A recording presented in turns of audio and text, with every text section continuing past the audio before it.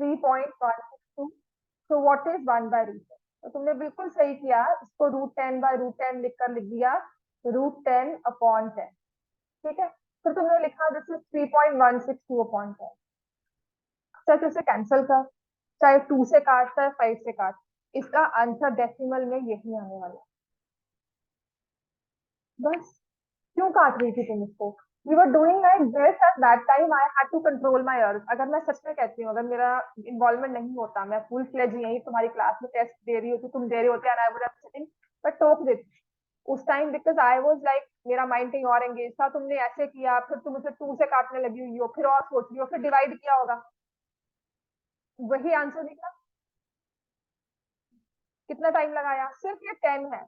तो एक जो मैंने आजकल देखा है सिस्टम बच्चों का, सीरियसली कह रही हूँ, the because may be teachers ने ये सिखाना आपको शुरू कर दिया, मुझे नहीं पता क्यों करते हैं बच्चे ये 1000 लेकर उसको 2 से काटना शुरू करेंगे, उसको 5 से काटेंगे, क्यों? वो तो कटा कटाया वैलिंग नंबर है, उसको क्यों आप और चेंज कर रहे हो?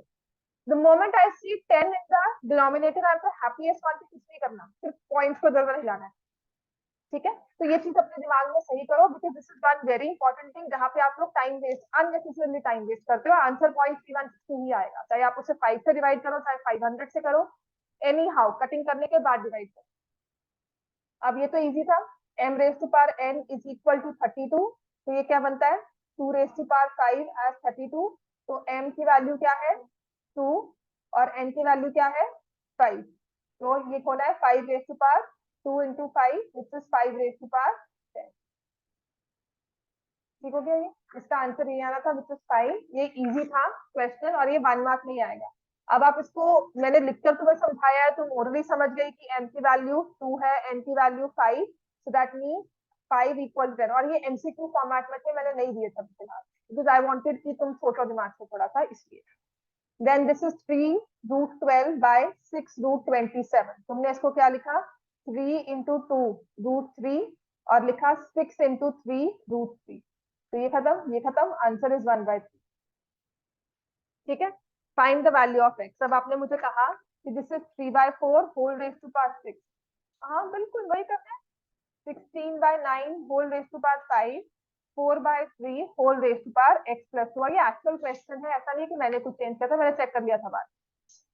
हाँ, तो इसको आपने लिखना है 4/3 whole raise to power -6 into, मतलब +5 हो जाएगा, नहीं +10 है ना, +10 हो जाएगा, 4/3 है ना, is equal to 4/3 whole raise to power x+2।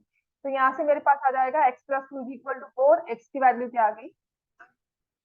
ठीक है। अच्छा, value of n for which square root of n is rational is always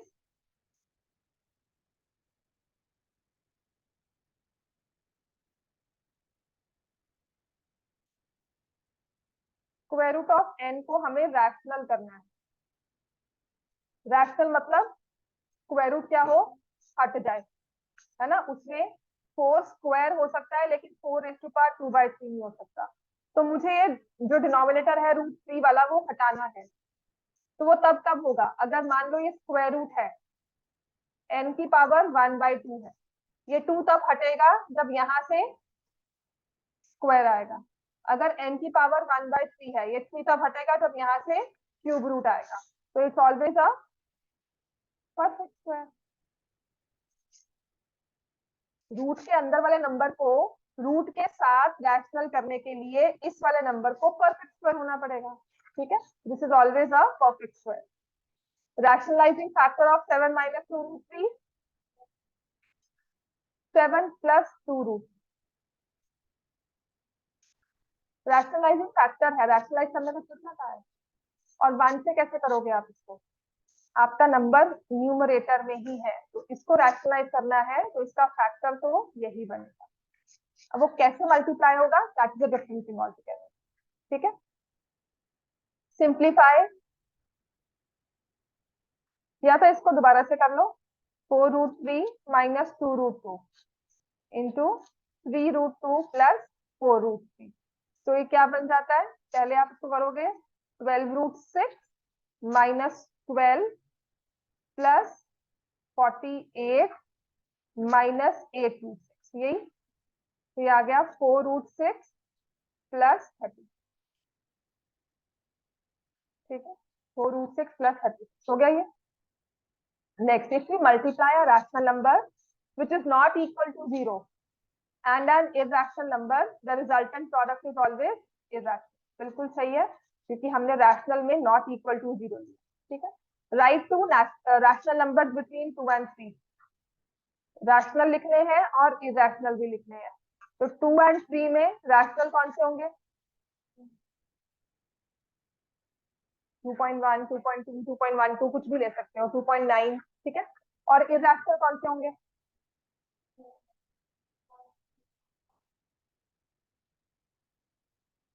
देखो, 2.5 का स्क्वायर रूट नहीं कर सकते, 2 का स्क्वायर रूट 1.4 होता है ना? तो 2.5 का स्क्वायर रूट जो है वो 2 से छोटा ही होगा। इरेशनल लेना है। अच्छा, 2.5 ऐसी 5 रैंडमली नंबर लिखकर डॉट लगाए थे आगे। अदरवाइज इसको करना है तो ये 4 और 9 स्क्वायर रूट तो square root of 5, square root of 6, square root of 7 ऐसे कर लो, या 2.589342 ऐसे लिखकर ऐसे डॉट लगा दो, या 2.10100। ठीक है, -1 प्लस √3 कौन सी साइड पे है ये? नेगेटिव या पॉजिटिव?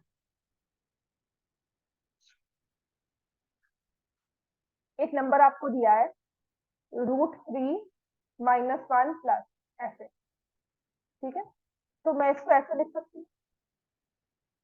इसकी वैल्यू आप मुझे बताओ, 0 से बड़ी है या छोटी है?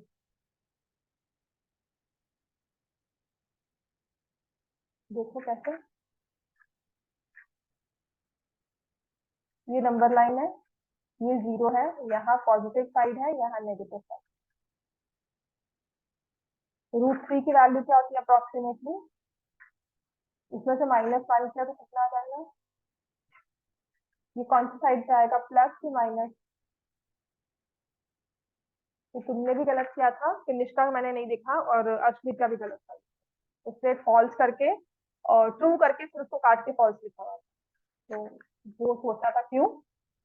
ठीक है, इसके बाद वाले क्वेश्चन करो।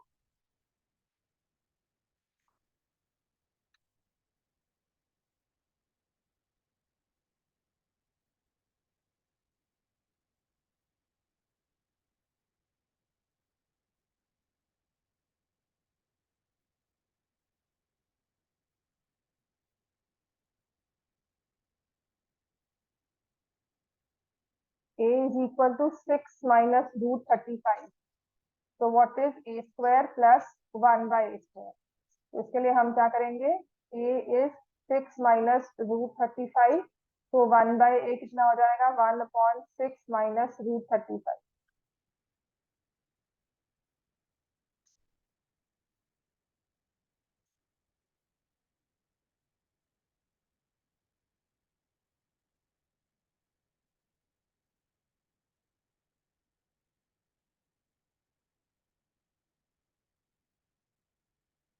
क्या आंसर आता है इसमें?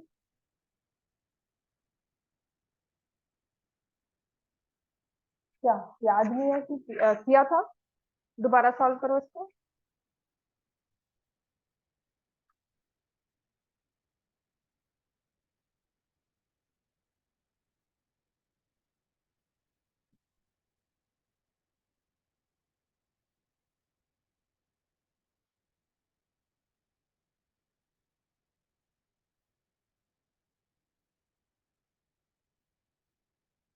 ठीक निकाला हुआ तुमने, 143 है। तो तुमने स्क्वायर कर दिया दोनों को, फिर प्लस कर दिया।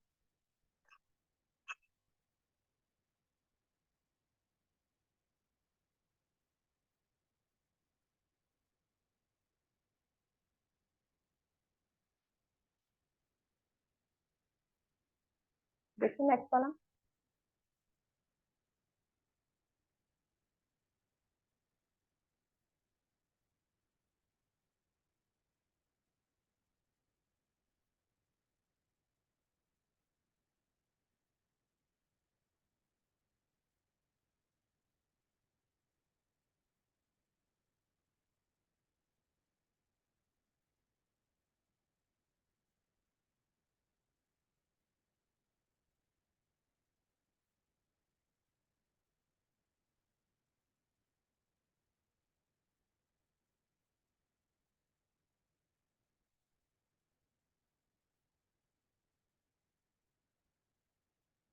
ये आता है।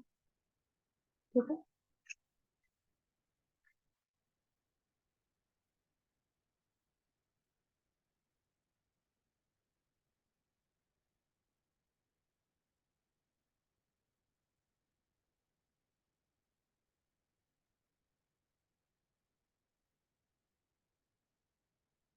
तुमने इससे माइनस कैसे कर दिया नीचे? This will be 2√12 -2√6। 3 से कैंसिल हो गया। ठीक है। अब अपना नंबर है 8√3।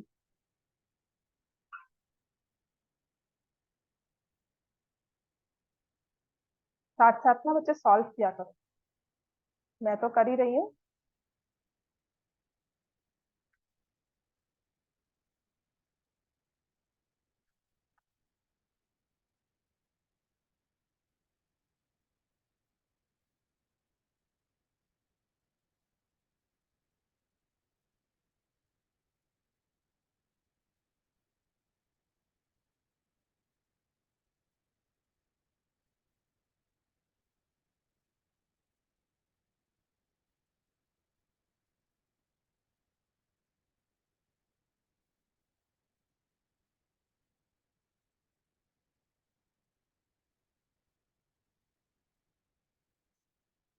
फाइनल आंसर इसका 0 है। कर सॉल्व। तुमने गलत किया है, कैलकुलेशन ठीक किया उसके बाद गलत हो गया, क्योंकि तुमने बाय√3 नहीं किया। इसको 4 था, यहाँ पे 3 था, तुमने वो लिया ही नहीं। माइनस की मिस्टेक है, वो सिली मिस्टेक।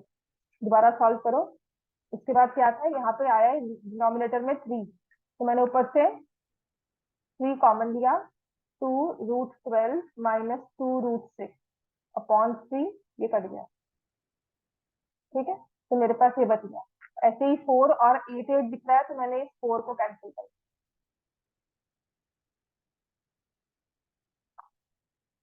और फिर फाइनली ऐड किया। जो आपकी फर्स्ट वैल्यू थी और ये सेकंड वैल्यू थी, इनके बीच में प्लस साइन था। अब नेक्स्ट माइनस साइन था, तो इसके साइन चेंज होंगे। तो ये जो माइनस था, ये प्लस है। ठीक है, करो इसको सॉल्व। ठीक ठीक कर लो इसको, क्योंकि ऐसा एक क्वेश्चन पेपर में आएगा ही।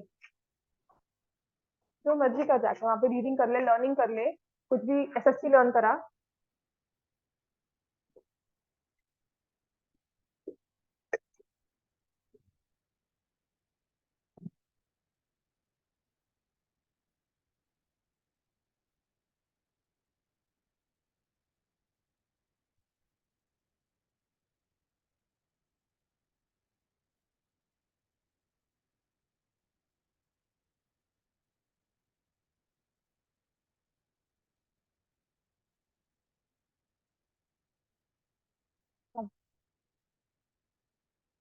कौन सी बुक का?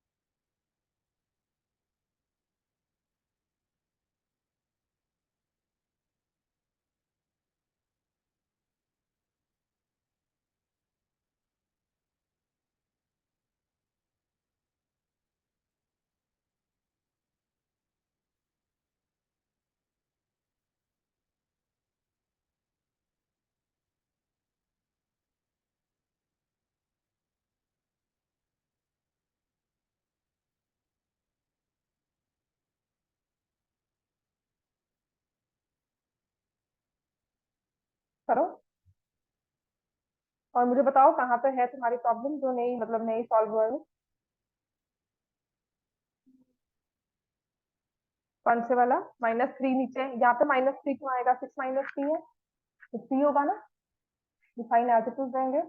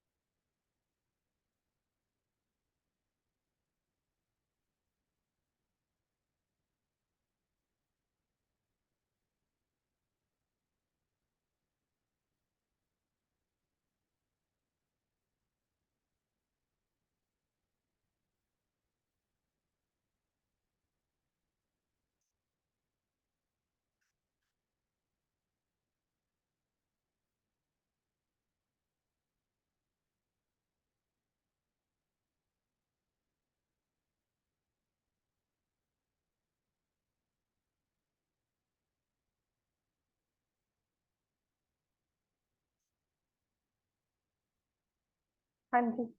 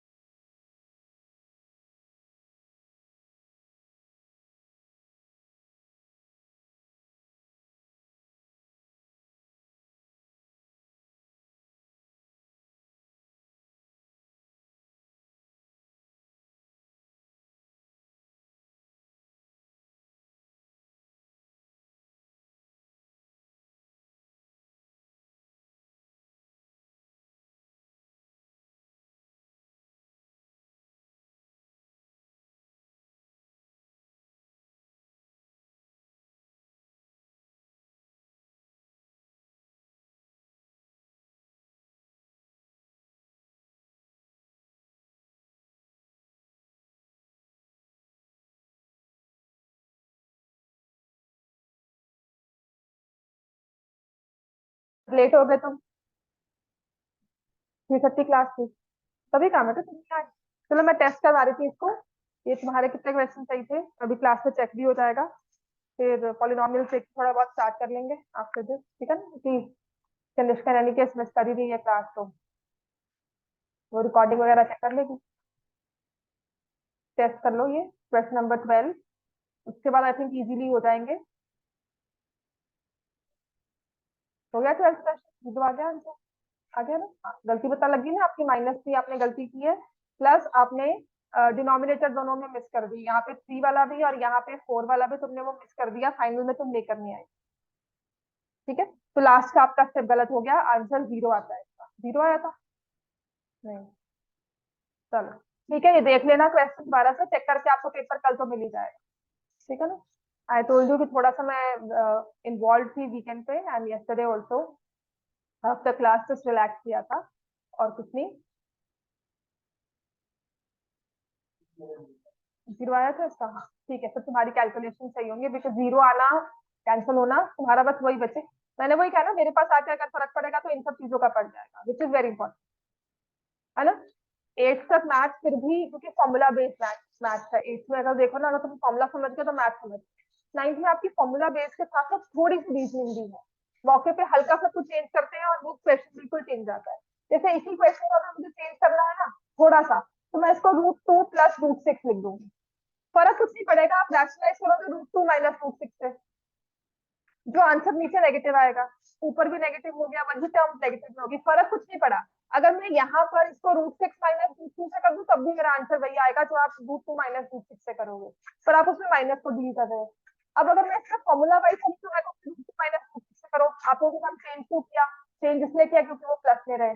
अब जो बच्चा ये बात समझ आता है जैसे कि ये √2 + √3 है अगर तो ये √2 - √3 होता तब मैं कहती भाई अब तो साइन चेंज नहीं कर सकते अब आपको √2 + √3 से करो चाहे √3 + √2 से करो बात एक ही है। आपका आंसर 2 - 3 ही आएगा। पर अगर √2 + √3 है तो I will do it as √3 minus √2 के नीचे माइनस साइन तो हट गया ना, I am not dealing with the negative sign. बस ये चीज ध्यान रखना, ये अब समझ आने की बात है, ये बस स्ट्राइक करने की बात है, मौके पे दिमाग चलने की बात है कि मौके पर चौका मार दिया हमने, वो चीज है। ठीक है, and you are gifted enough to understand कि मैंने √3 प्लस रूट माइनस √2 से रैशनलाइज किया। अदरवाइज 9th में स्टूडेंट ये समझ नहीं पाते क्योंकि वो एक तरीका समझते हैं। मैंने आपको वही कहा था ना, you have to separate your technique from calculation. उन्होंने टेक्निक भी समझी होती है, टेक्निक ये है, टेक्निक समझ ली होती है कि √3 माइनस √2 से कि √2 माइनस √3 से मल्टीप्लाई करना। अब उसके बाद थोड़ी कैलकुलेशन साथ में समझ लो कि इससे करेंगे तो नीचे का माइनस साइन हम अवॉइड कर देंगे, हमारे स्टेप्स कम हो गए, हमारी गलती कम हो गई। समझ में आ गया बेटा? ठीक है ना? मैथ्स में 8th तक अगर आपको समझ में आती है ना तो मार्क्स आ जाते हैं। 9th में क्या होता है कि it is a combination of technique plus your understanding. आप देखो ये है 3 की पावर 20 और इसका 4 3, तो क्या हो जाएगा यहाँ पर 3 की पावर 5। बस ये चीज समझ लीजिए थोड़ी सी। अब इसमें इतनी वेरिएशन है, 3 raise to power 3x plus 2x minus X की, मतलब अगर मैंने यहाँ पर ये माइनस कर दिया ना तो आपके पास एक नया क्वेश्चन बन गया। ठीक है, और देखो मैं इसको कैसे चेंज कर दूंगी, वही सेम क्वेश्चन को मैं लिख दूंगी 9 रेज टू पावर x/2। अब है क्वेश्चन सेम, लेकिन यहाँ पे मैं बेस चेंज कर दिया। तो मैंने कहा था ना कि क्वेश्चन की कमी नहीं होगी, आपको मैं जितने भी क्वेश्चन करवाऊंगी आपके पास एक अगला क्वेश्चन आ जाएगा करने के लिए। अब ये 5 4 4x is equal to 5, x की वैल्यू क्या आ गई 5। तुमने x की वैल्यू 20 लिख दी, तुमने लिखा 3 raise to power 4x is equal to 3 raise to power 20 का 4th रूट। अब ये 4th रूट बाय 4 होता है, अगर ये 4 ऊपर है तो ये है 3 रेज टू पावर x की पावर 4, 1/4 नहीं है ना? ये थोड़ी सी अंडरस्टैंडिंग प्रॉब्लम है, टेस्ट के बाद तो क्लियर हो जाती है, बट तुमने ये गलती की है, इसको अवॉइड कर। ठीक है, अब नेक्स्ट वाला क्वेश्चन तो आसान था। 81 रेज टू पावर 1/4 क्या होता है 3, 256 रेज टू पावर 1/4 इज 4। अब ये ऐसे है और इसकी पावर 1/4 है, फिर 7 यहाँ पर है और सबकी पावर है 4, यही था ना? तो 7 into 7 raise to power 1/4 whole की पावर 4, तो क्या करोगे 7 raise to power 4 7 raise to power 1, answer is 7 raise to power. ये क्या था? प्लस में तुमने उसके पावर्स को ब्रेक कर लिया, विच इज नॉट राइट। कोई बात नहीं, होती रहती गलतियां। अब जैसे 9 रेज टू पावर 1/2 है तो 9 को तुमने स्क्वायर क्यों नहीं लिया, 3 स्क्वायर कर देते हैं। विद पैसिव ये ठीक हो जाएगा, विद प्रैक्टिस समझ में आ जाएगा। ठीक है ना? चलो नेक्स्ट है, ये वाला करके दिखाओ मुझे। 5 raise to power n plus 2 minus 6 into 5 raise to power n plus 1, 13 into 5 raise to power n minus 2 into 5 raise to power n plus 1।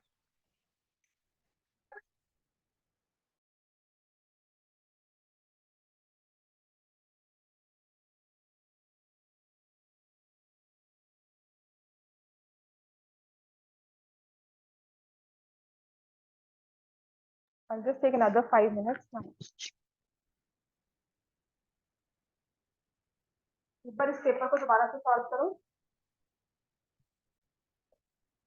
इसमें मैंने आपको कहा था कि हमेशा हमें क्या करना है, 5 raise to power n 5 raise to power 2, 6 into 5 raise to power n 5 raise to power 1।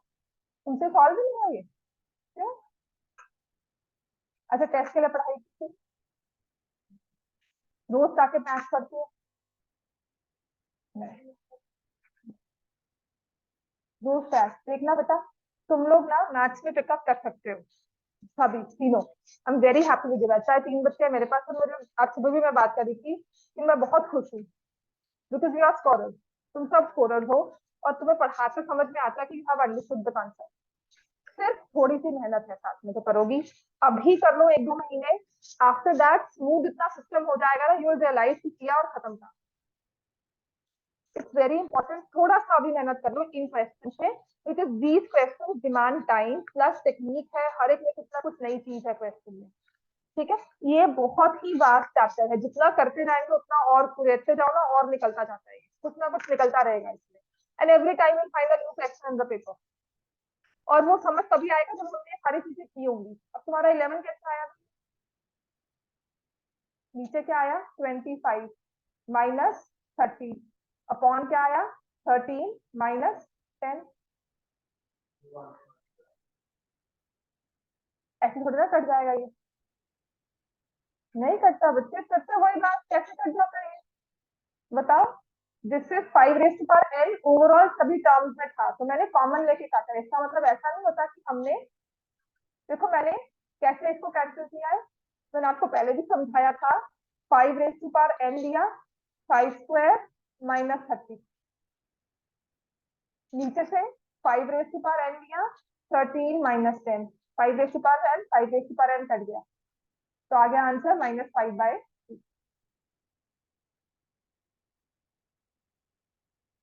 समझ में आ गया।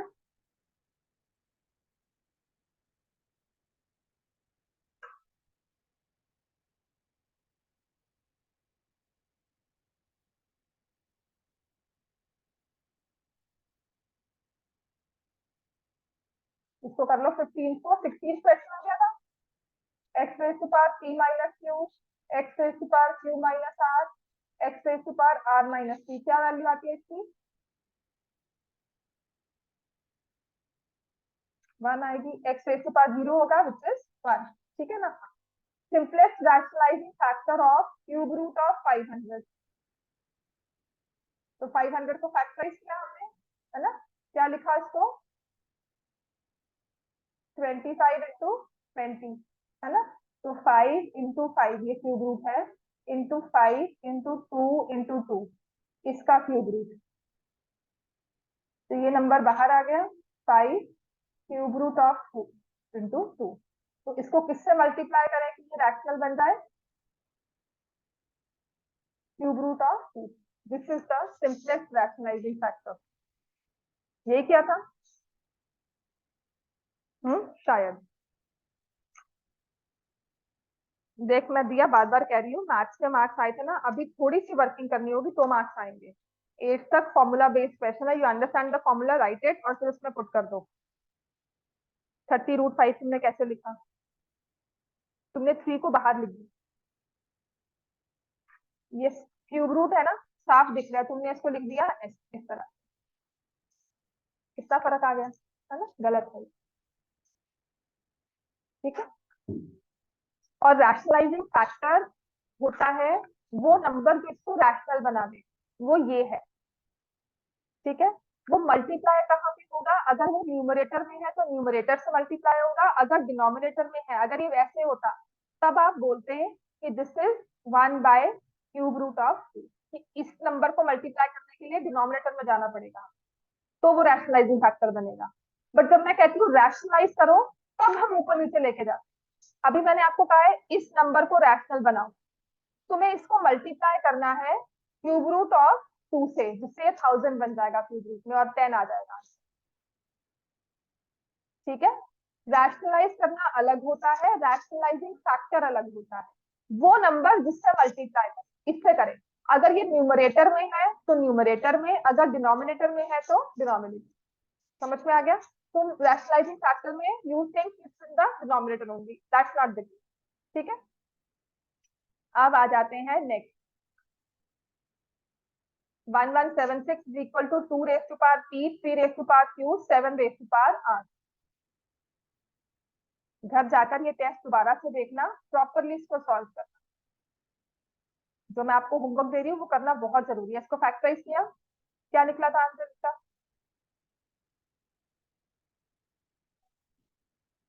करो फैक्टराइज करके बताओ। 1176 4 से जाएगा ये, तो मैं 4 से डायरेक्टली कर रही हूँ, 4 2 जा 8, 37 9 जा 36, 294, फिर ये 2 से जाएगा 147, 3 से जाएगा, है ना, हाँ 3 से गया तो ये आ गया 4 12 9 7 चलो, तो ये बन गया 2 की पावर 3, 3 की पावर 1, 7 की पावर 2, यही बना ना। और इसने कहा है 2 की पावर p, तो p की वैल्यू क्या है 3, q की वैल्यू आ गई 1, r की वैल्यू आ गई 2। तो एक्सप्रेस करना है हमें 2 raise to power p, 3 raise to power q, 7 raise to power minus r as a fraction.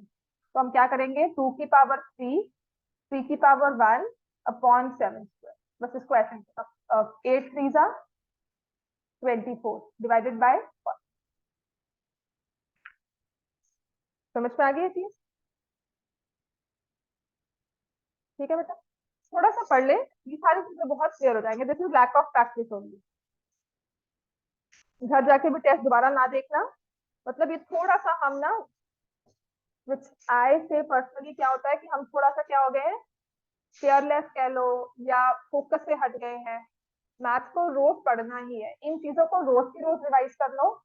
ठीक है, इस टेस्ट पेपर को दोबारा से रिवाइज करना। देखो मैंने टेस्ट पेपर रैंडमली नहीं बनाया था, थोड़ा देखकर हर तरह के क्वेश्चन लिए थे, और वो क्वेश्चन जो आपके पेपर्स में आते हैं वो वाली, right. Express as a fraction 1.32 और 2 पे बार है 0.35 पे बार, तो ये बन जाता है 35/90, और ये आ जाएगा 132 माइनस 13, कितना हो गया 119 डिवाइडेड बाय 90, यही आता है। फिर आपने एलसीएम लिया होगा 990, इसको मल्टीप्लाई किया 11 से, और इसको मल्टीप्लाई किया 10 से। ठीक है, तो ये हो जाता है 350 प्लस 902, यार 1309 लिखा हुआ है।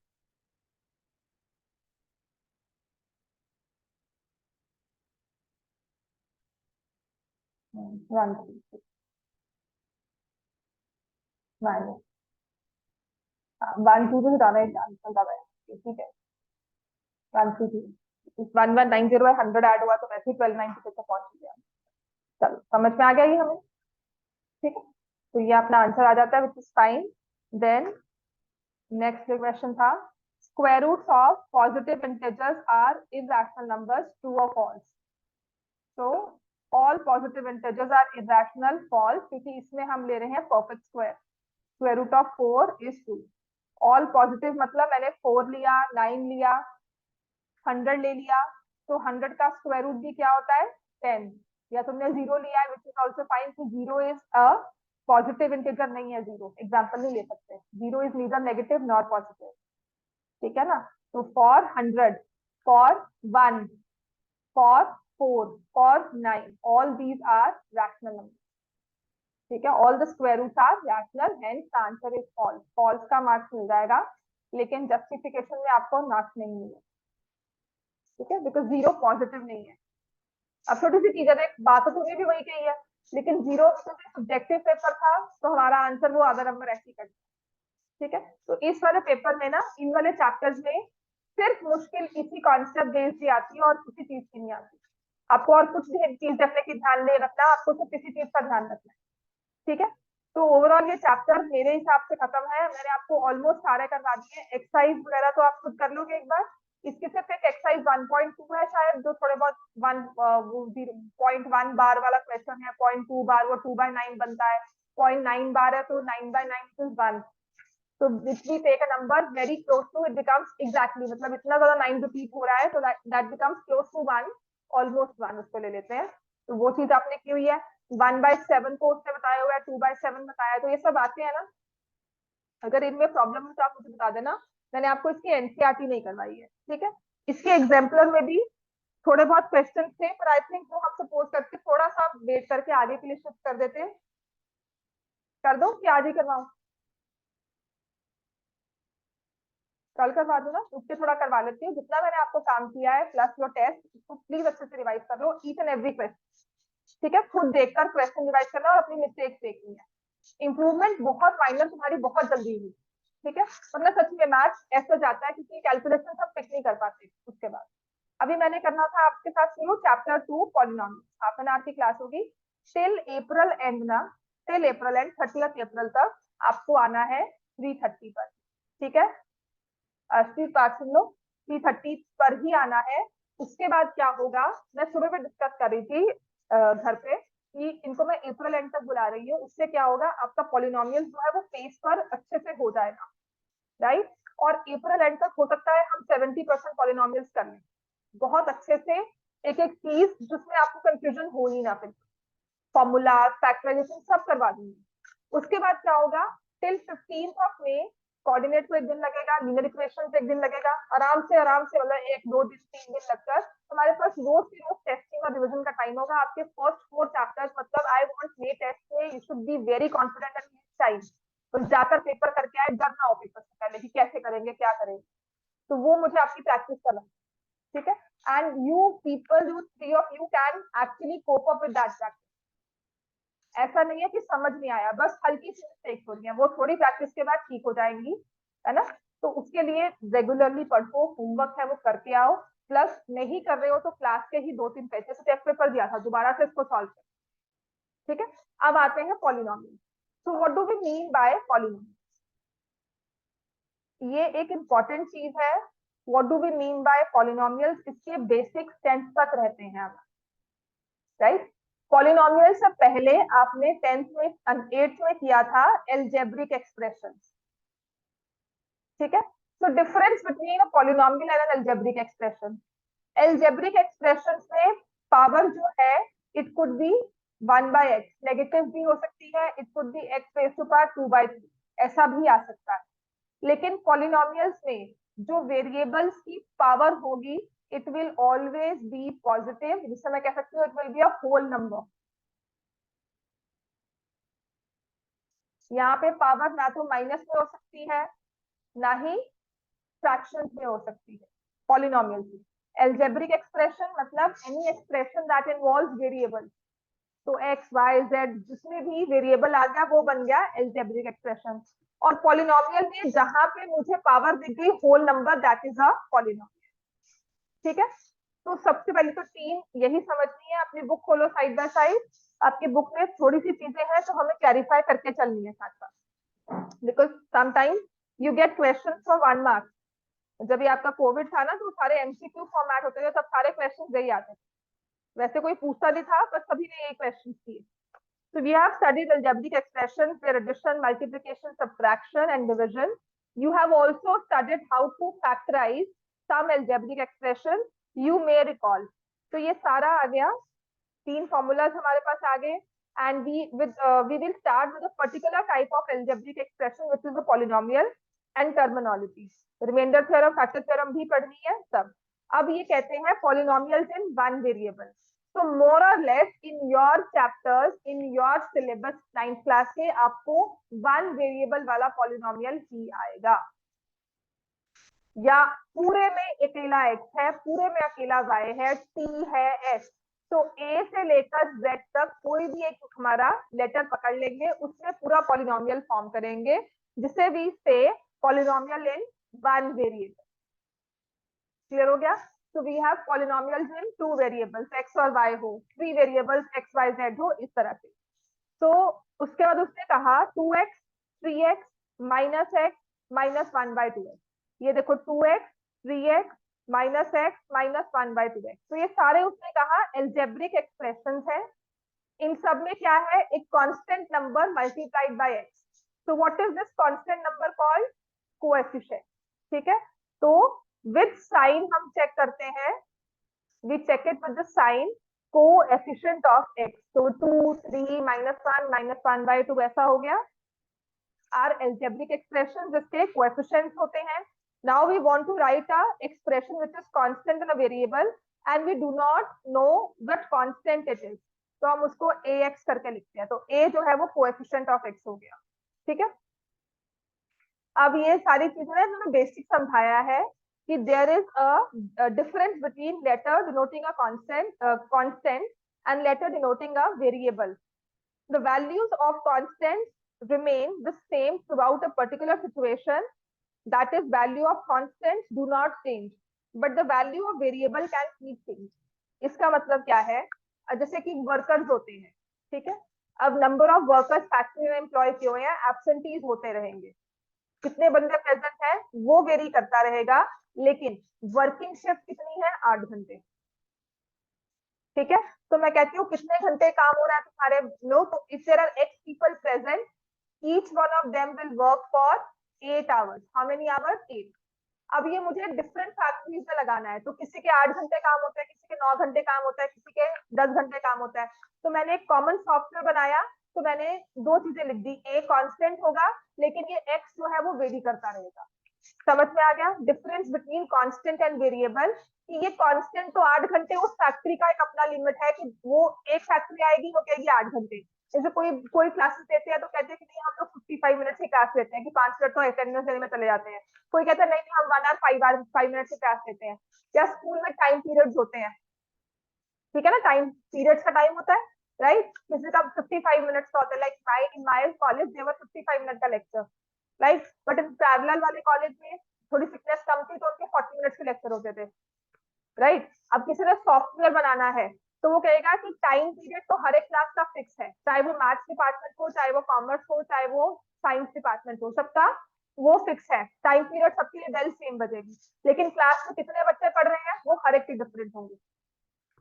समझ में आ गया, तो कितने घंटे पढ़ाई हो रही है, कि 1 घंटा 55 मिनट तो पढ़ाई हुई, लेकिन कितने प्रेजेंट बच्चे हैं वो वेरी करता रहेगा, रोज के रोज ये फिक्स रहेगा। So this is a difference. पर वो क्या है, that varies from organization to organization. So here A will be a constant, X is the variable, जो ये रोज चेंज होता रहेगा, लेकिन एक बार इसको हमने फिक्स कर दिया तो ये फिक्स ही रहेगा। That is the basic difference between a letter denoting a constant and a variable. ठीक है, तो उसने बाद में एक्सप्रेशन की फॉर्मेशन सिखाई है, कैसे बनता है रेक्टेंगल का एरिया हुआ हुआ, वो एक बार पढ़ लेना, अब इतना नहीं पढ़ा रही, कि मैथ क्लास है हमारी, इंग्लिश क्लास नहीं है। Then each term is a coefficient, ठीक है ना। तो in minus x cube plus 4x² coefficient of x cube is -1, x² is 4, x is 7 and -2 is the coefficient of x raise to power 0। और जो coefficient of x raise to power 0 होता है उसको हम बोलते हैं कांस्टेंट टर्म, जिसमें variable नहीं होता। ठीक हो गया, तो 2 इज ऑल्सो अ पॉलिनोमियल। तो एक हमने करना है डिफरेंट टाइप्स ऑफ पॉलिनोमियल, ठीक है, तो वेरियस टाइप्स ऑफ पॉलिनोमियल।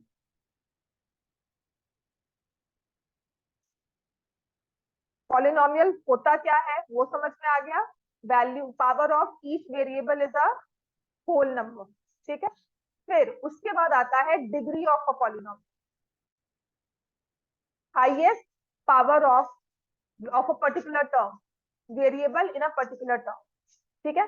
तो वेरियस टाइप्स ऑफ पॉलिनोमियल्स में अगर मैं डिग्री बेस उनको डिफ्रेंशिएट करती हूँ, तो डिग्री 1 हुई तो उसको हम बोलते हैं लीनियर पॉलिनोमियल, वेरिएबल जितने मर्जी हो, x plus Y plus Z plus 100 ऐसे। फिर उसके बाद है कि अगर डिग्री 2 हुई, क्वाड्रेटिक पॉलिनोमियल, डिग्री 3 हुई, cubic polynomial, and more than, अगर डिग्री 4 हुई तो उसको बोलते हैं by quadratic. For degree 4 we say it is biquadratic, and more than 4 we take a particular degree 5 degree 6 ऐसे numbers बोलते हैं। more than 4 में we take it with the particular number, their particular number। इतना ठीक हो गया, degree 1 linear, degree 2 quadratic, degree 3 cubic, degree 4 biquadratic. समझ में आ गया ये चीज समझ, ठीक है। This is based on degree. अब होता है बेस्ड ऑन टर्म्स, इस चीज को लिख लो क्योंकि थोड़ी सी चीजें याद रहेंगे, और इसमें जो अब लिखवाऊंगी that is very important. Based on terms, if there is only one term, variable जितने मर्जी हो, एग्जैक्टली वन टर्म में हम क्या बोलते हैं, इट इज अ मोनोमियल। अगर 2 टर्म्स है, एग्जैक्टली 2 टर्म्स, तो बाइनोमियल। और एग्जैक्टली 3 टर्म्स में हम बोलते हैं ट्राइनोमियल, एंड 4 और more than 4 terms, polynomial in degree 4 with 4 terms, polynomial with degree with 5 terms, so on। Clear हो गया, राइट। अब मान लो किसी पॉलिनोमियल की डिग्री 0 है, इसका मतलब वो क्या हो जाता है, कांस्टेंट पॉलिनोमियल। जैसे c of x is equal to 2, ठीक है, तो degree 0 constant polynomial, and other way round भी पूछते हैं, ये बहुत इंपॉर्टेंट क्वेश्चन है 1 मार्क का। What is the degree of a constant polynomial? 0। Degree of a constant polynomial is 0। एक नंबर है आपके पास, degree of a constant polynomial is 0, -2, -8, 1/2, तो डिग्री 0 आई। ठीक हो गया? Degree of a constant polynomial, लिख लो इस चीज को। एक होता है कांस्टेंट पॉलिनोमियल जिसमें p ऑफ x हमने एक नंबर रखा है and that number is not equal to 0, तो उसकी डिग्री को हम बोलते हैं 0, क्योंकि वो x की पावर रही होगी, x की पावर 0 इज 1, दैट्स वाई। और एक होता है polynomial p of x is equal to 0, जिसको हम बोलते हैं जीरो पॉलिनोमियल। समझ में आ गया? अगर हमने कहा कांस्टेंट पॉलिनोमियल है, उसमें मैंने p of x equal to 0 ले लिया, तो वो कांस्टेंट नहीं रहा, उसको हमने एक नया नेम दे दिया, एक स्पेसिफिक नेम दे दिया, जीरो पॉलिनोमियल। ठीक है? और इसकी डिग्री को हम क्या बोलते हैं? Not defined. क्योंकि डिग्री क्या होती है? x की पावर कोई नंबर। अब क्योंकि इसका कोएफिशिएंट, इस टर्म का कोएफिशिएंट ही 0 बन गया, किसी भी पावर को आप 0 से मल्टीप्लाई करोगे वो अल्टीमेटली 0 ही बन जाएगा। तो आपको n की वैल्यू देनी है। मैं कहती हूँ 1, किसी को 2 पसंद है उसने कहा स्क्वायर, किसी ने कहा नहीं मैम डिग्री 10 दे दो, बिल्कुल दे दो। तो we have multiple answers for one particular value. पूरी क्लास में 30 बच्चे होंगे, सबने अलग अलग नंबर लिख दिए, तो मैं किसका सही करूं? सभी का करना होगा। तो इसको एक ब्रैकेट में रखने के लिए, एक ही वर्ड रखने के लिए, इसके लिए मैंने कहा डिग्री इज नॉट डिफाइंड, कि कोई इसकी प्रॉपर डेफिनेशन नहीं है कि यही डिग्री है। It could be any real number, 2/3 ले लो, राइट? दैट्स व्हाई वी से, कोई कहे नहीं मैम हाफ ले लो, स्क्वायर रूट ले लो, तो ले लो, पर वो पॉलिनोमियल नहीं रहता फिर। That's why we say not defined. समझ में आ गया? Degree of a polynomial is, of a zero polynomial is not defined. फिर उसमें कुछ एक्सप्रेशंस आपको दिए हुए हैं, x plus 1/x, root x plus 3, cube root of x plus Y square, they are not polynomials. ठीक है? ये बहुत जरूरी है, दे आर नॉट पॉलिनोमियल्स। मैं ना ये एग्जांपल हर क्लास में स्टार्टिंग 10th से देती हूँ। 2020 जब फाइनल बोर्ड पेपर हुआ था, जस्ट कोविड से पहले, final board paper class 10th का, एक क्वेश्चन आया था जिसमें कहा था a teacher asked students in her class to write polynomials. ठीक है? तो देख 10 स्टूडेंट्स थे, 10 बच्चे डिफरेंट टाइप्स ऑफ पॉलिनोमियल्स के आए, 10 तरह के पॉलिनोमियल्स हमें मिले। और क्वेश्चन था which of the following is not a polynomial, how many are not polynomials. ठीक है? तो ये सीधा टाइम की बुक से उठाकर आया हुआ है, 10th में दोगे तो इतना डिटेल में नहीं लिखा हुआ। ठीक है ना? And how many are quadratic polynomials, 2 number का क्वेश्चन था। उसमें ये भी नहीं था कि which of the following is a polynomial, कितने पॉलिनोमियल्स हैं कितने नहीं है, आपको काउंट करने थे नंबर, ऑप्शंस के साथ आया था। एंड आई मतलब एक बच्चा जो मेरे पास आ रही थी, उसके 98 मार्क्स, उसके 96 मार्क्स थे, उसने कहा मैम बस यही गलत हुआ। ठीक है? एक और वो 2 मार्क्स का क्वेश्चन उसने और गलत किया था, बट ये क्वेश्चन कैसे मैं कर सकती थी सही, मैंने नहीं किया, but I she was happy with 96, but this is how question sometimes come from your previous exam. मतलब 10th की अब स्टोरी हो गई है सीबीएसई की, 8th भी आती हो, 9th भी आती हो, 10th भी आती है, कुछ कुछ चीजें वो 9th की डाल देते हैं कॉन्सेप्ट भी। जैसे टर्म 1 में जब हमारा एमसीक्यू हुआ था last to last year, 2 terms हो गई थी ना, टर्म 1 टर्म 2, जब कोविड और ऑफ एंड ऑन चल रहा था, तो उसमें एक चीज आई थी जो हमने टर्म 2 में नहीं करवाई, टर्म 2 के सिलेबस में थी, टर्म 1 में 9th में नहीं करवाई, बट क्योंकि 10th का पेपर था ना, पर क्योंकि 9th में वो पढ़ते हैं सर्कल्स में, ठीक है ना, तो उसने वहां पर वो चीज को लिखा था, these the 4 points are concyclic. अब मैंने वो सर्कल चैप्टर नहीं करवाया तो वो रिवीजन नहीं हुई, पर क्योंकि 9th में पढ़ा हुआ है तो पेपर में आ गया। अब वो ठीक है, ऑप्शंस में था 40 क्वेश्चन में से, मतलब 45 में से 40 करने थे, सबने वो छोड़ा हुआ था, कहते थे थोड़ा कहते कॉन्साइक्लिक पता है इसका क्या होता है। तो मैंने कहा 10th चाहता क्या है, 10th कहते हैं 9th पढ़कर आए हो, पता है आपको कॉन्साइक्लिक क्या होता है, कहते मैम ये तो डिलीट हो चुका है, हमारे सिलेबस में नहीं है। मैंने कहा आपको इक्वेशन में अगर कहा जाता है तुम करते हो 2x plus 3 is equal to 9, तो लीनियर इक्वेशन सेकंड टर्म में डिलीट हो चुकी है, नहीं है तुम्हारे सिलेबस में, तो तुम इस क्वेश्चन को बोलोगे तुम्हें आता है या नहीं आता, कहोगे ना आता है, पर ये तो चैप्टर में सिलेबस में नहीं है, आपका अरिथमेटिक सिलेबस में नहीं है, पर 2 + 2 4 करते हो, मतलब कॉन्सेप्ट आप यूज कर रहे हो, क्वेश्चन वो नहीं कि हमारा इक्वेशन का आ जाए, पर किसी क्वेश्चन में इक्वेशन बनकर आ गई तो हम थोड़ा ना कहेंगे तो आउट ऑफ सिलेबस है। This is the basic difference. समझ में आ गया? तो ये बहुत जरूरी चीज है जो हमें करनी है। Constant polynomial means any number उसमें डिग्री जीरो है, and zero polynomial means exactly equal to zero in which the degree is not defined. समझ में आ गया? ये 1 मार्क का क्वेश्चन आपके पेपर में आता ही है। फिर उसके बाद आप जो एक चीज से कहेंगे कि मान लो, अब क्वेश्चन ना मतलब 1 या 2 मार्क्स में आई हैव सीन समटाइम्स, क्योंकि 20 मार्क्स के एमसीक्यू होते थे ना, तो टीचर्स बड़ी इनोवेटिव हो जाती है, उसमें कुछ ना कुछ एक नया क्वेश्चन देखने को मिलता है। तो एक क्वेश्चन ऐसा था that a polynomial has degree, let me से 2। ठीक है, what are the maximum number of terms in the polynomial?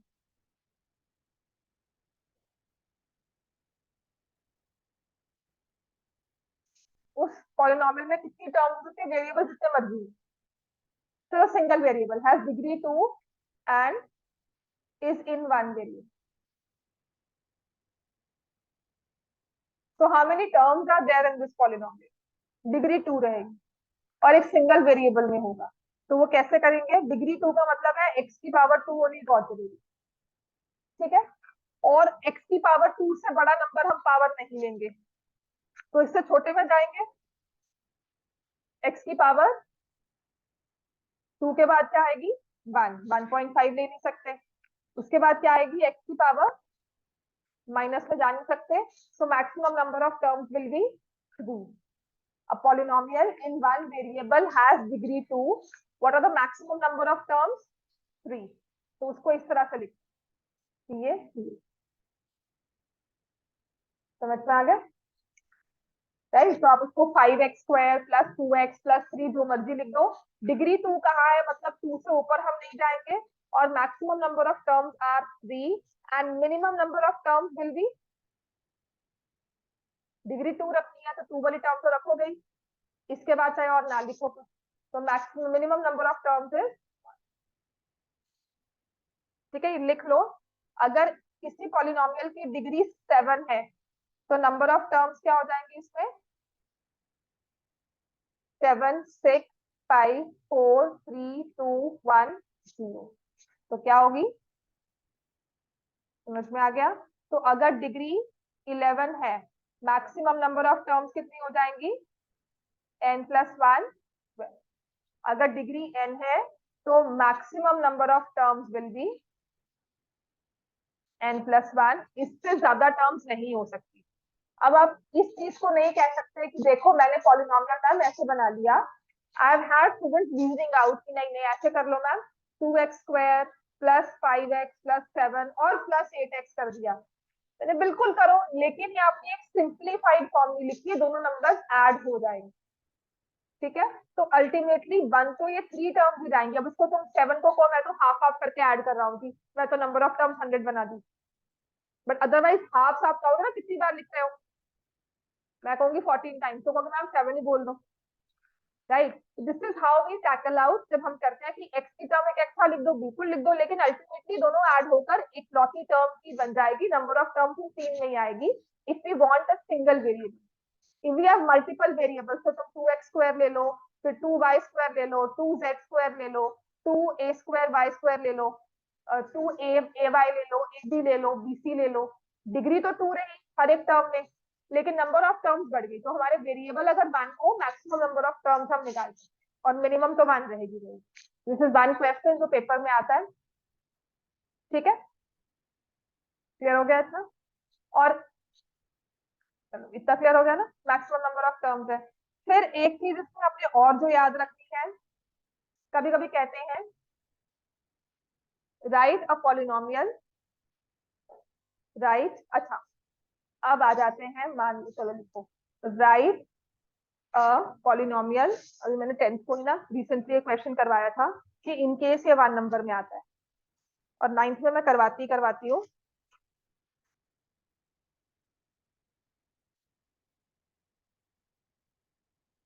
Form a polynomial of degree 5,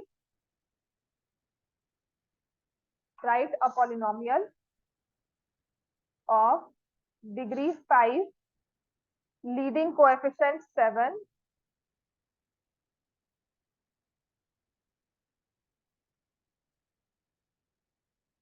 and constant term 6।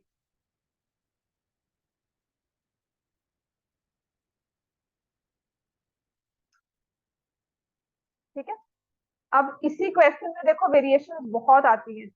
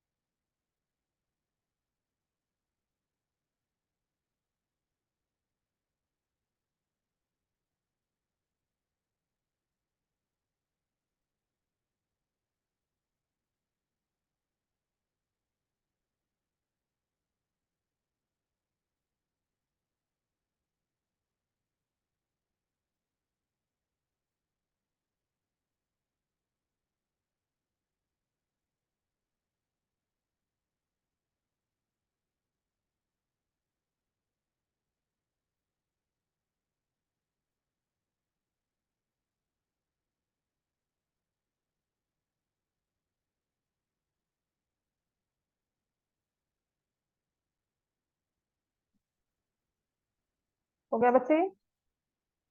क्या लिखा आंसर आपने? डिग्री 5, मतलब वेरिएबल एक्स होगा, डिग्री 5 होगी, इसका लीडिंग कोएफिशिएंट क्या होता है? हाईएस्ट पावर जो होती है, हाईएस्ट पावर वाली टर्म का कोएफिशिएंट। ठीक है, तो अगर मान लो जैसे मैंने कहा था डिग्री 5 वाला लिखो, तो पहले आप एक्स रेस टू पावर 5 की टर्म लिखोगे, फिर एक्स रेस टू पावर 4। हमेशा पावर्स को ना डिसेंडिंग ऑर्डर में अरेंज किया जाता है। अब जो सबसे पहले हाईएस्ट पावर वाली टर्म है, उसके कोएफिशिएंट को बोलते हैं लीडिंग कोएफिशिएंट, क्योंकि वो लीड कर रहा है। वो नेगेटिव भी हो सकता है, पॉजिटिव भी हो सकता है, और ये कांस्टेंट टर्म उसने कही है 6 लिखनी है। तो आपको ये दो चीजें तो अपने पॉलिनोमियल में सबके दिखेगी दिखेगी। अब इन बिटवीन आप सारी की सारी टर्म्स बनाओ, 2 बनाओ, 3 बनाओ, या ये 2 ही बना दो। आप 7x⁵ प्लस 6 भी लिखो, क्योंकि उसने नहीं कहा हुआ हाउ मेनी टर्म्स, उसने कहा right a polynomial. In case it says right a binomial, right a trinomial, तो आपको नंबर ऑफ टर्म स्पेसिफाई कर दी, तो आप तीसरी टर्म अब कौन सी लिखोगे वो आपकी मर्जी है, उसका कोएफिशिएंट क्या होगा वो भी आपकी मर्जी। लेकिन आप उसको 5 से बड़ा नहीं कर सकते, है ना? आप उसको स्क्वायर रूट वाला ऐसा नहीं लिख सकते कि रूट एक्स लिख दिया। समझ में आ गया? यहाँ पे नंबर ऑफ टर्म स्पेसिफाई नहीं की हुई थी, इसलिए I could have any number of terms, लेकिन मैक्सिमम 6 टर्म्स ही होंगी। समझ में आ गया? कंडीशन हमारी थी 7 लीडिंग कोएफिशिएंट, x की पावर 5 और एक 6 कांस्टेंट टर्म होनी ही चाहिए। आप कुछ भी बनाओ कॉम्बिनेशन, राइट? अगर वो स्पेसिफाई कर दे राइट अ बाइनोमियल, राइट अ ट्राइनोमियल, तो हमें 3 टर्म्स लिखनी है। प्लस अगर वो वेरिएबल बता दे write a polynomial in y, तो आप x नहीं यूज करोगे, आप y यूज करोगे। Form a polynomial in y, तो आप ये लिखोगे 7 by raised to power 5। That is what I से, वेरिएशन क्वेश्चन में करते हो जैसे मर्जी कर लो, कोई स्पेसिफिक फिक्स चीज नहीं है। समझ में आ गया इतना? राइट? तो maximum number of term, right a polynomial, ये समझ में आता है हमें, डिग्री निकालनी हमें आती है। ठीक है, अगर मान लो मैंने लिखा बाइनोमियल, अब एक छोटी सी चीज सिखाऊंगी, ये आपको लीनियर इक्वेशंस में भी बहुत यूजफुल रहेगी। हमने लिखा था 7x⁵, ये प्लस 6, कोई बच्चा ना यही लिखकर आ जाता, तो डिग्री तो 5 है, और डिग्री 5 के साथ आई नो कि जो 6 है कांस्टेंट टर्म है, इसकी डिग्री 0 है, इसमें जो पावर है x की वो 0 है। तो इन बिटवीन वाली 4, 3, 2 वाली टर्म्स मुझे दिखानी है, तो मैं क्या करूंगी? तो हम क्या करते हैं कि वो टर्म्स है इस क्वेश्चन में, इस स्टेटमेंट में, इस पॉलिनोमियल में, जस्ट दैट उनका कोएफिशिएंट क्या है? 0। those terms exist but with the coefficient of 0। समझ में आ गया? ये बहुत चीज जरूरी है याद करनी, कि ये दो टर्म्स तो पता ही है एग्जिस्ट करती हैं। अगर मैं इन सारी टर्म्स को नहीं लिख रही हूँ, तो इसका मतलब I can show them in the question that this is with the coefficient of 0। now why do we skip it? तो ऐसे तो कोई कहेगा नहीं कि मैंने x की पावर 6 लिखी उसे कोएफिशिएंट 0 कर दिया। ये हम कब करते हैं? अपनी जरूरत के हिसाब से, जब हम डिवाइड करते हैं, जब हम प्लस करते हैं कि एक्स क्यूब की टर्म है, मान लो इसमें मैंने एक और पॉलिनोमियल ऐड करना है जो कि है एक्स क्यूब प्लस 5x। कैसे ऐड करेंगे? एक्स क्यूब तो कोई टर्म ही नहीं है। तो हम तब सिखाते हैं बच्चों को शुरुआत में कि इसमें एक्स क्यूब की टर्म थी, उसका कोएफिशिएंट 0 था, उसमें आपने एक एक्स क्यूब की टर्म ऐड की जिसका कोएफिशिएंट है 1, ओवरऑल ऐड करके क्या बन गया? एक्स क्यूब की टर्म आ गई विद कोएफिशिएंट ऑफ 1। यहाँ पे आपने 5x को ऐड किया, आपके पास यहाँ 0x था, तो आपने 0 + 5 करके 5x ऐड किया। समझ में आ गया? This is how we explain that the particular. अगर दूसरा पॉलिनोमियल आके ऐड हो रहा है तो उसके लिए बैठने की जगह है, पर हमारे लिए वो रेलिवेंट नहीं था, हमने छोड़ दिया, वो खाली रख दी चेयर। पर इन्होंने शिफ्ट कर दी, x raised to power 5 और 6 शिफ्ट हो गए, उन्होंने इन बिटवीन क्यूब 4 3 2 1 सबकी चेयर्स लगा दी, that whosoever with the same variable can come and sit on those chairs। समझ में आ गया? ये चीज आपकी लीनियर इक्वेशंस में भी यूज होती है with the coefficient of 0, that those terms exist and for as per our convenience and for as per our need we will introduce them in the polynomial as the need arise, as and when the need will arise with the coefficient of 0। समझ में आ गया? इतना ही करवाऊंगी आज मैं। अपने book में आओ, page 27, zeros of polynomial, value of polynomial, ये कल करवाऊंगी। और इसमें एक बहुत अच्छी चीज आती है फैक्टराइज करना, वो भी कल करवाऊंगी। इंटरेस्टिंग है, वो भी इजी है उतना ही। ठीक है, या देखती हूँ कैसे विल प्रोसीड। रिमाइंडर थ्योरम तो मैं करवा दूंगी, value of polynomial, remainder theorem वो अच्छे से सारा करवा दूंगी। उसको 2 क्लासेस लगती हैं, बट जिस तरह से मेरे पास क्वेश्चन है, आई सपोज कि अगर मैं वो करवा देती हूँ तो आपके ऑलमोस्ट सभी तरह के क्वेश्चन कवर हो जाते हैं। अगेन आई से, सिर्फ लिमिटेड नंबर ऑफ क्वेश्चन से लैंग्वेज समझ में आनी शुरू हो जाएगी। पेपर में क्या आता है वो हमेशा वेरी करता है, उसमें कोई लिमिट नहीं। एंड लास्ट ईयर तक I will be very honest, there were students who had problem समझने में, वो कुछ ना कुछ गलती करते थे। मैंने पूरी लिस्ट कंपाइल करके रखी थी कि इसमें ये है, इसमें ये है, इसमें ये है, तो काफी हद तक आई फील डाउट क्लियर हो गए थे। Example 1, find the degree of polynomial x raised to power 5 x raised to power 4 plus 3। Degree क्या है? 5। और सेकंड में डिग्री है 2 - y² - y³ + 2y8, डिग्री है 8। समझ में आ गया? ठीक है, चलो बाकी कल करेंगे हम।